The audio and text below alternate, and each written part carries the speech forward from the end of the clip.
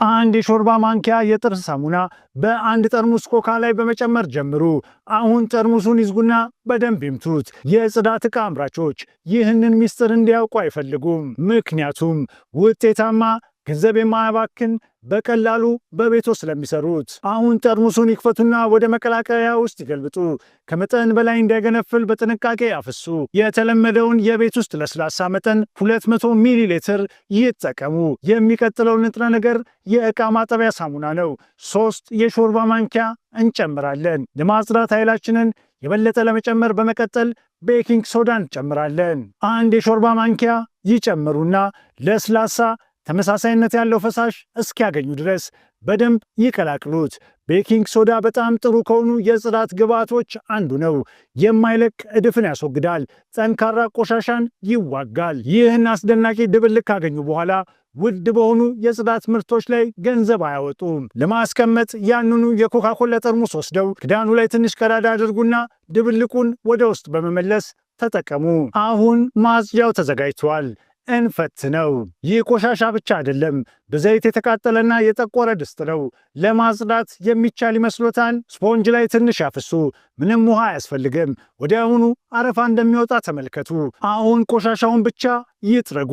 ያለምንም ትግል ሲጠፋ ያያሉ። ወደ ቀደመ መልኩ ወዲያውኑ ይመለሳል። የዚህ ድብልቅ አስማት የሚገኘው በኮካኮላ የዕቃ ማጠቢያ ሳሙናና ቤኪንግ ሶዳ ጥምረት ነው። ቅባት ያጸዳል፣ ቆሻሻ ያስወግዳል፣ እናም የድስቱን አንጸባራቂነት መጀመሪያ ወደነበረበት ይመልሳሉ። ይህም አዲስ እንዲመስል ያደርገዋል። ይህንን የማይታመን ውጤት ተመልከቱ። አይገርምም? ይህ ብልሃት የእርሶን የጽዳት ሥራ ይለውጣል።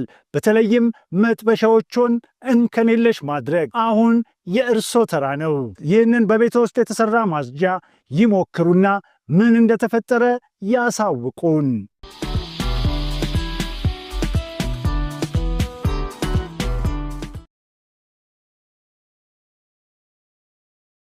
አንድ የሾርባ ማንኪያ የጥርስ ሳሙና በአንድ ጠርሙስ ኮካ ላይ በመጨመር ጀምሩ። አሁን ጠርሙሱን ይዝጉና በደንብ ይምቱት። የጽዳት ዕቃ አምራቾች ይህንን ሚስጥር እንዲያውቁ አይፈልጉም። ምክንያቱም ውጤታማ ገንዘብ የማያባክን በቀላሉ በቤቶ ስለሚሰሩት። አሁን ጠርሙሱን ይክፈቱና ወደ መቀላቀያ ውስጥ ይገልብጡ። ከመጠን በላይ እንዳይገነፍል በጥንቃቄ ያፍሱ።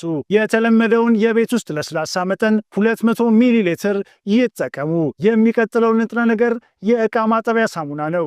3 የሾርባ ማንኪያ እንጨምራለን። ለማጽዳት ኃይላችንን የበለጠ ለመጨመር በመቀጠል ቤኪንግ ሶዳ እንጨምራለን። 1 የሾርባ ማንኪያ ይጨምሩና ለስላሳ ተመሳሳይነት ያለው ፈሳሽ እስኪያገኙ